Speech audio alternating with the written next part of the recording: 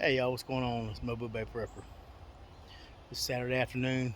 Got a little half day's worth of work in today. Got home. Just out here watering the garden. Out here drinking some kind of mango shit my wife bought. Anyway, I hadn't got a chance to go to the store yet to get some good beer. But anyway, I was out here just thinking while I was watering these potatoes in I planted last weekend. Uh, what are y'all preparing for? You know, we've seen some strange times in the past 2 years with the pandemic and all the shit going on in Ukraine and Russia and all that kind of shit. But we've seen inflation here, gas prices going crazy, food prices going nuts.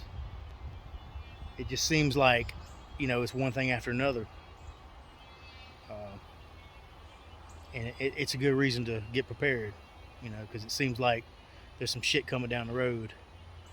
Um, I don't know exactly how it's going to play out. You know how things are going to go down, but I know that deep down something's telling me I need to be prepared and stay prepared. Um, you know, to me, it's just smart. It's just good sense. But number one, where I live at, the number one reason why I stay prepared as best I can is hurricanes.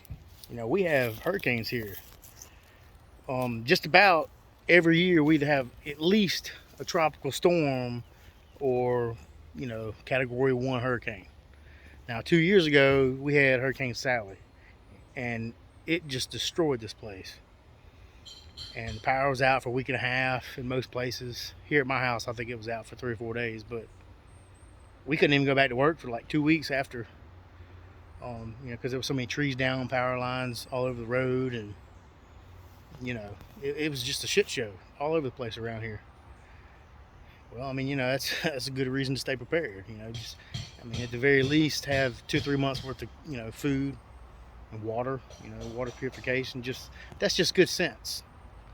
So that's the number one reason why I stay prepared is hurricanes, and that shit's gonna happen. It's just normal. That's the way it is here.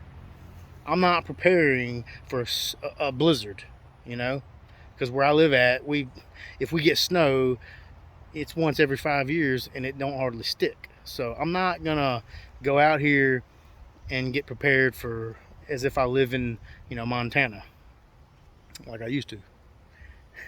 But you know, all of us have to prepare differently based on where we live and the scenarios that we're gonna experience. But there's some scenarios that we're all gonna experience, and I think it's coming for all of us in this country. And I think that we're all gonna experience a currency crisis sometime in the near future. Um, the dollar hasn't been backed by gold or silver in over 50 years. Ever since Nixon took us off the gold standard in 1971, it's just been crazy inflation ever since. And every nation that's ever abandoned the gold standard or gold and silver, as their nation's currency, the currency eventually collapses. It's a 100% failure rate. And, we're no different. We're just the latest, greatest empire. And so I've studied it, for years. And to me, it's just common sense. Just do some research and you'll see for yourself. But the number one reason why I prepare, other than the hurricanes, I guess that would be the number two reason, is I think that we're going to experience a currency collapse soon. I'm not saying it's going to happen tomorrow or next week, although it could, but I think that's the most likely scenario. And how that plays out, I don't know, but I think it's going to be different in different areas. You're going to have cities that's going to experience a lot worse case scenario than places out in the country. But with that being said, I don't know where it's going to be bad and where it's not going to be bad. So I'm just basically expecting, supply chain to be interrupted, and So, because we've already experienced that just in the past 2 years. We got a little taste of it, you know. It wasn't even that bad. And people freaked out. So, to me, that's a good reason to be prepared. Is, you know, we've already seen what people do when they can't even get toilet paper, they freak out, you know. So what's going to happen whenever they can't get food? And it's not a matter of we can't grow the food. We can grow plenty of food. Humans have always been able to do that, but it's a supply chain issue. And the supply chain issue stems from the currency crisis that we're going to have, I believe. And so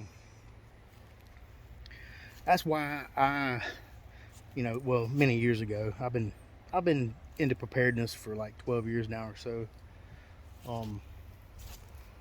I try to, you know, get into gardening and try to grow my own food, just learn. And you know, I'm no expert, but I can grow some stuff.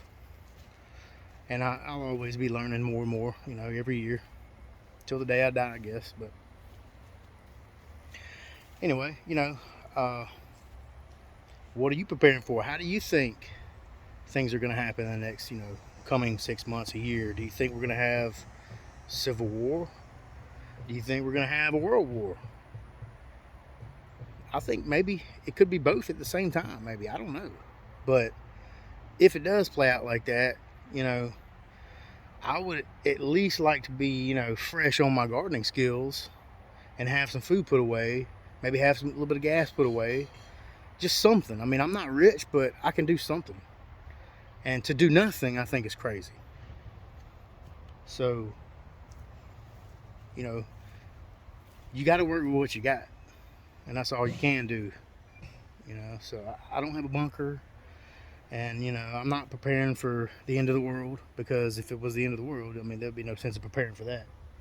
But just preparing for, it's our turn. You know, it's just our turn to deal with the bullshit we're going to have to deal with in our lifetimes. And it's doable. You know, we can do it. It's not a big deal. Just get out here and do it and figure it out. It's going to suck. But it's not like we're all going to die. I mean, you can do it. Just get out here and get your hands dirty. Even if it's just, you know, getting out here and getting a couple raised beds going, just learn something. And you can build you a couple more after you get used to those. And, you know, you'll learn more and more, and you'll feel more comfortable with growing more and more food. And as you learn more and more, you know, it eases the anxiety of, oh, you know, I got to learn everything right away. Just get out here and do a little bit at a time like I do. I get out here and just work a little bit in the garden. Like I got out here the other day, yesterday, cleared out this bed here. It was just a massive shit show. I'm not going to plant anything in there until I get my greens in it. I had to clear out a ton of vines and stuff and pile them up over there until I can put them in my compost. But yeah, just do a little bit at a time. So it's doable. So what do y'all think is going to play out in the next, you know, 6 months to a year? Aaron, maybe you take this video and run with it. What are you and T doing to prepare? And how do y'all think it's going to play out? And maybe pass this, you know, video chain on. Just ask another prepper channel that you know. See what they think, how they're preparing, and so on and so forth. Because, you know, different people have different opinions and they're preparing for different things. I'm not really preparing for any one scenario.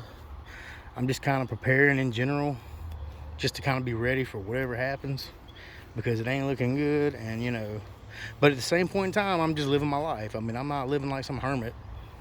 I'm drinking beer, I'm having fun, doing what I normally do, you know. So you can do it, all this at the same time. It's very doable.